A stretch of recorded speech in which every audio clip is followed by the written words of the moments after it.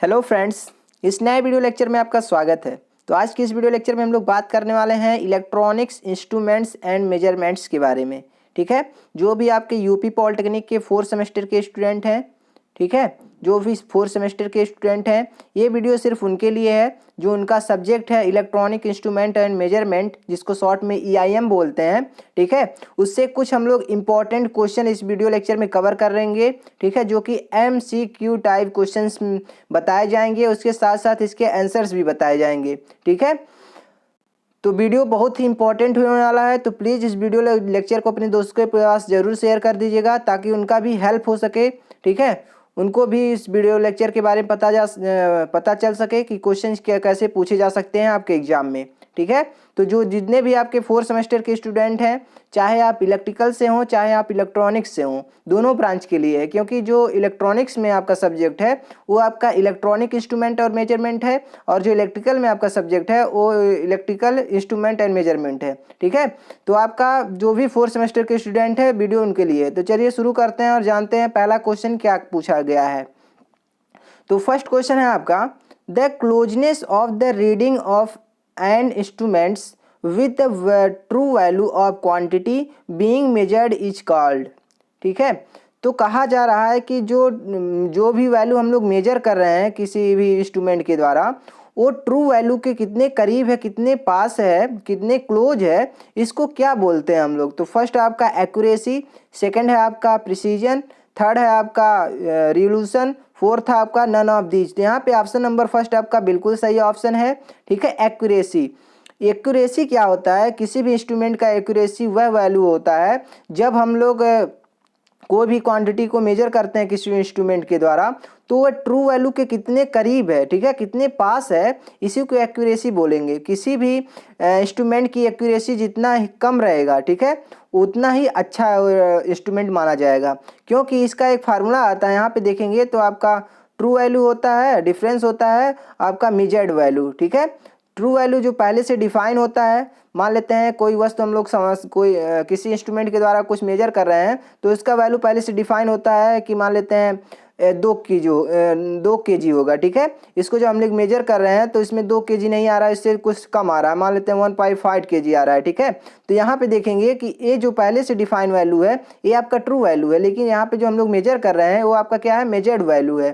ठीक है ना, तो इस तरह से आपका जो ऑप्शन नंबर फर्स्ट है वो आपका बिल्कुल राइट आंसर है यहाँ पे, एक्यूरेसी।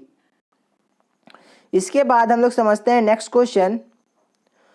अगला जो क्वेश्चन है उसमें क्या पूछा गया है, the ratio of magnitude of output signal to the input signal is called. ठीक है, आउटपुट का एम्पलीट्यूड या फिर मैग्नीट्यूड अपॉन इनपुट का मैग्नीट्यूड, इन दोनों का जो रेशियो होता है इसको क्या हम लोग बोलते हैं। फर्स्ट है आपका एक्यूरेसी, सेकंड है आपका प्रिसीजन, थर्ड है आपका सेंसिटिविटी, फोर्थ ऑप्शन है आपका नन ऑफ दिस। तो यहाँ पे ऑप्शन नंबर जो थर्ड है वो आपका बिल्कुल सही ऑप्शन है, सेंसिटिविटी। ठीक है ना, जो कोई भी इंस्ट्रूमेंट है उसका जो आउटपुट का मैग्नीट्यूड होगा और जो इनपुट का मैग्नीट्यूड होगा, इन दोनों का जो रेशियो होता है इसी को हम लोग क्या बोलते हैं, सेंसिटिविटी बोलते हैं। तो यहाँ पे ऑप्शन नंबर आपका जो थर्ड दिया गया है वो बिल्कुल सही ऑप्शन दिया गया है। इसके बाद हम लोग समझते हैं नेक्स्ट क्वेश्चन। अगला जो क्वेश्चन है आपका, ये delay in a response of an instrument to a change in measured quantity is called.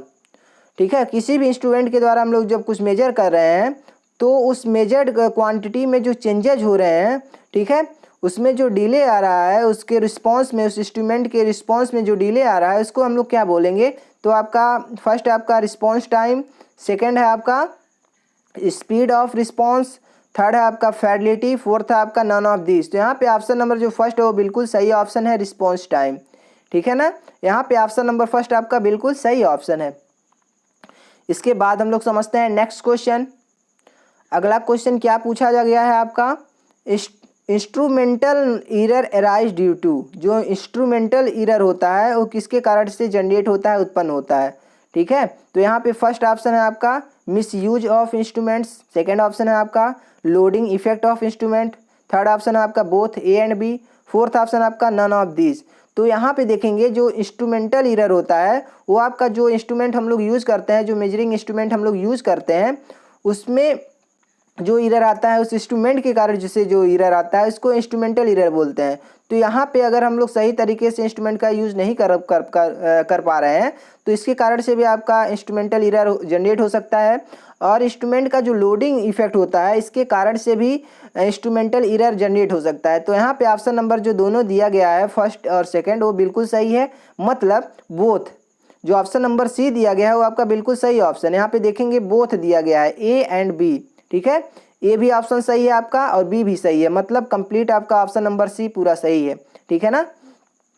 इसके बाद हम लोग समझते हैं नेक्स्ट क्वेश्चन।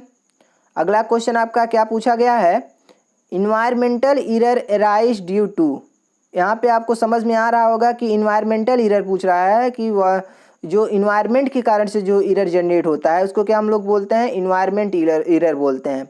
तो यहाँ पे आपका फर्स्ट ऑप्शन दिया गया है टेम्परेचर, सेकेंड ऑप्शन आपका दिया गया है प्रेशर, थर्ड आपका दिया गया है ह्यूमिडिटी, फोर्थ ऑप्शन आपका दिया गया है ऑल ऑफ दिस। तो यहाँ पे देखेंगे कि जो इन्वायरमेंटल एरर होता है इन्वायरमेंट के कारण से होता है। इन्वायरमेंट पे आपका टेम्परेचर भी आ जाएगा, प्रेशर भी आ जाएगा, ह्यूमिडिटी भी आ जाएगा, ठीक है। तो आपका जो ऑप्शन नंबर फोर्थ है वो आपका बिल्कुल सही ऑप्शन है, क्योंकि जो आपका इन्वायरमेंटल एरर होता है वो आपका टेम्परेचर के कारण से भी हो सकता है कि जहाँ भी हम लोग जो इंस्ट्रूमेंट यूज़ कर रहे हैं वहाँ का टेम्परेचर कितना है, ठीक है, उस पर भी डिपेंड करता है, उसके कारण से भी आपका एरर आ जाता है। और वहाँ का जो जहाँ पे हम लोग इंस्ट्रूमेंट का यूज़ कर रहे हैं, मेजरिंग इंस्ट्रूमेंट जहाँ पे हम लोग यूज़ कर रहे हैं वहाँ का जो प्रेशर है वो कितना है उस पर भी डिपेंड करता है। और वहाँ पर कोई नमी तो नहीं है, कोई ह्यूमिडिटी को तो नहीं है, इस बात पे भी डिपेंड करता है, ठीक है। इस कारण से भी आपका एरर आ सकता है। तो यहाँ पे जो तीनों ऑप्शन दिया गया है बिल्कुल सही दिया गया है, इसलिए जो ऑप्शन नंबर 4 है आपका वो बिल्कुल राइट आंसर है यहाँ पे, ठीक है, ऑल ऑफ दीज। इसके बाद हम लोग समझते हैं नेक्स्ट क्वेश्चन। अगला जो क्वेश्चन है आपका सिस्मेटिक एरर्स, और फर्स्ट ऑप्शन है आपका इंस्ट्रूमेंटल एरर, सेकंड ऑप्शन है आपका इन्वायरमेंटल एरर, थर्ड ऑप्शन है आपका ऑब्जर्वेशनल एरर, फोर्थ ऑप्शन है आपका ऑल ऑफ दीज। तो यहाँ पे देखेंगे कि जो सिस्मेटिक एरर होता है वो आपका इन्वायरमेंटल एरर भी होता है, उसके बाद इंस्ट्रूमेंटल एरर भी होता है, उसके बाद आपका ऑब्जर्वेशनल एरर भी होता है। इन तीनों को जो होता है वो आपका क्या होता है, आपका सिस्मेटिक एरर होता है, ठीक है ना। तो यहाँ पे ऑल ऑफ जो एबव दिया गया है वो आपका बिल्कुल सही ऑप्शन है, क्योंकि जो सिस्मेटिक एरर होता है, ठीक है, सिस्टेमेटिक जो एरर होता है उसमें आपका इंस्ट्रूमेंटल एरर भी आता है, इन्वायरमेंटल एरर भी आता है, और उसके बाद ऑब्जर्वेशनल एरर भी आता है, ठीक है ना। तो यहाँ पे ऑप्शन नंबर डी आपका बिल्कुल सही ऑप्शन है। इसके बाद हम लोग समझते हैं नेक्स्ट क्वेश्चन। अगला जो क्वेश्चन है उसमें क्या पूछा गया है, थर्मोकपल, और थर्मोकपल क्या होता है इसके बारे में पूछा गया है। तो फर्स्ट ऑप्शन है आपका पैसिव ट्रांसड्यूसर, सेकंड ऑप्शन है आपका एक्टिव ट्रांसड्यूसर, थर्ड ऑप्शन है आपका both A and B, fourth option है आपका नन ऑफ दिस। तो यहाँ पे ऑप्शन नंबर जो सेकंड दिया गया है वो आपका बिल्कुल सही ऑप्शन है, एक्टिव ट्रांसड्यूसर। जो थर्मोकपल होता है वो क्या होता है, आपका एक्टिव ट्रांसड्यूसर होता है। ट्रांसड्यूसर क्या होता है, आपका एक एनर्जी कन्वर्टर होता है जो एनर्जी को एक फॉर्म से दूसरे फॉर्म में कन्वर्ट कर देता है। जैसे इलेक्ट्रिकल को नॉन इलेक्ट्रिकल में, फिर नॉन इलेक्ट्रिकल को इलेक्ट्रिकल में, फिजिकल को इलेक्ट्रिकल में, ठीक है। इस तरह से जो ट्रांसड्यूसर होता है वो कई टाइप के हो सकते हैं। एक्टिव ट्रांसड्यूसर हो सकता है, उसके पैसिव ट्रांसड्यूसर हो सकता है, इनपुट ट्रांसड्यूसर हो सकता है, आउटपुट ट्रांसड्यूसर हो सकता है। इस तरह से कई सारे इसके टाइप होते हैं और अलग अलग ट्रांसड्यूसर का अलग अलग वर्क होता है, ठीक है ना। तो यहाँ पे पूछा गया क्वेश्चन में जो थर्मोकपल है वो आपका क्या है। तो यहाँ पे जो ऑप्शन नंबर बी दिया गया बिल्कुल सही है, एक्टिव ट्रांसड्यूसर है, ठीक है ना। इसके बाद हम लोग समझते हैं नेक्स्ट क्वेश्चन। अगला जो क्वेश्चन है आपका 1 watt is the same as. पूछा गया है कि 1 जो वाट होता है किसके इक्वल होता है, किसके सेम होता है, ठीक है। तो यहाँ पे ऑप्शन फर्स्ट दिया गया है आपका 10 पे पावर 7 अर्ग प्रति सेकेंड, सेकेंड ऑप्शन आपका दिया गया है 10 पे पावर 3 अर्ग प्रति सेकेंड, थर्ड ऑप्शन आपका दिया गया है 10 पे पावर 5 अर्ग प्रति सेकेंड, फोर्थ ऑप्शन आपका दिया गया है 10 पे पावर 9 अर्ग प्रति सेकेंड। तो यहाँ पे देखेंगे जो ऑप्शन नंबर आपका फर्स्ट है वो बिल्कुल सही ऑप्शन है, ठीक है। 10 पे पावर 7 अर्ग प्रति सेकेंड, ठीक है, ये इक्वल होता है किसके, 1 वाट के। 1 वाट जो होगा इक्वल टू होगा, ठीक है, इक्वल टू होगा किसके, 10 पे पावर 7 अर्ग प्रति सेकेंड के। तो यहाँ पे ऑप्शन नंबर जो फर्स्ट दिया गया है वो बिल्कुल सही ऑप्शन दिया गया है, ठीक है ना। इसके बाद हम लोग समझते हैं नेक्स्ट क्वेश्चन। अगला जो क्वेश्चन है उसमें क्या पूछा गया है, मैग्नीन इज ए एलॉय ऑफ। मैग्नीन किसका किसका मिश्रण होता है, किसके किसके में कम्बिनेशन से बना होता है जो मैग्नीन होता है। तो फर्स्ट ऑप्शन है आपका copper manganese nickel, second option है आपका copper zinc lead, third option है आपका कॉपर एल्युमिनियम कैडमियम। तो यहाँ पे देखेंगे ऑप्शन नंबर जो फर्स्ट वो आपका बिल्कुल सही है।